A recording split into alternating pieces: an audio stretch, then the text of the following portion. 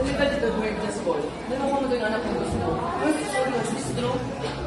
Ay, nako, Dex. Dex, you stole money to these people. It's a crime, you know. Sa ba ng lokoy mo, yung anak ba ng gusto ko? Hindi ako nagkakang niloko lang din ako. Eh, ba't ka natatakot? Eh, nahanap nila ako eh. Wala ba ako expect? Eh, ba't kasi ako sinisisi na promoter ako dahil di ako yung producer? Eh, ba't tinala kung legit ng let's check event na yan? Hindi ko naman alam, nagsasabi ko yung event na yun eh. When you're ignorant, that's speak you are stupid. Make you a victim. Speak you are stupid. Okay, sige, tama ako.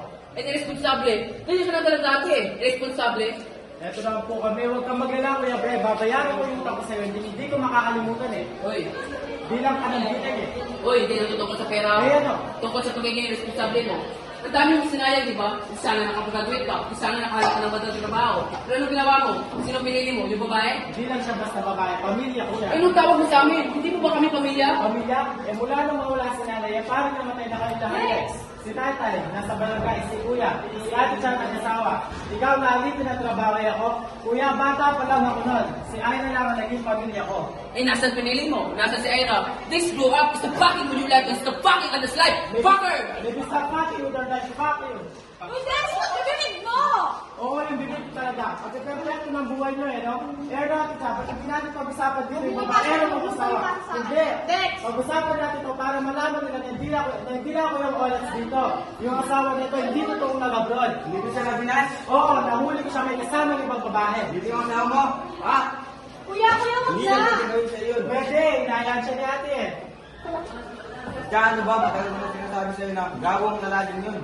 Ang tigas kasi ng ulo mo. Oo na. Ay, ayoko magsabi, kuya eh. Kasi kasalanan ko. Ako yung gumawa ng problema. Inisip ko. Kahit niloko pa yung balik ulit. Ano yung logic? Ba't hinayaan mo? Para sa mga anak ko. Kasi ayoko sila mawalan ng ama. Saka kaya ayoko magsabi kay tatay kasi may problema siya eh. Kasi ayoko lumala yung sakit niya. Wala naman si ate eh. Shut up, Dex! Wala siyang sakit. Shut up! Narinig ko sa kanina ni Kuya Jun. Diba tayo? Hindi, no? Hindi ako ba yun? Ano? Ha? Ano? Jun? Tay, may friend kayo kung patingin sa doktor? Hindi mo siya nabindihan. Hindi sandali. Alam mo to, kuya? So ano to? Ginagago nyo lang kami? Hindi ka ng bride. Hindi ka na sabi ng tatay. So ba't hindi sinabi sa akin kagad? Di ba alam ko sabihin? Eh parang wala eh, parang wala. Ano nga kami? Nag-usap. Kayo? Kayo lang? O ikaw lang? Bayan. Tay, yung tumatawag sa akin para sa tindahan, alam niyo bang wala na sakit nun?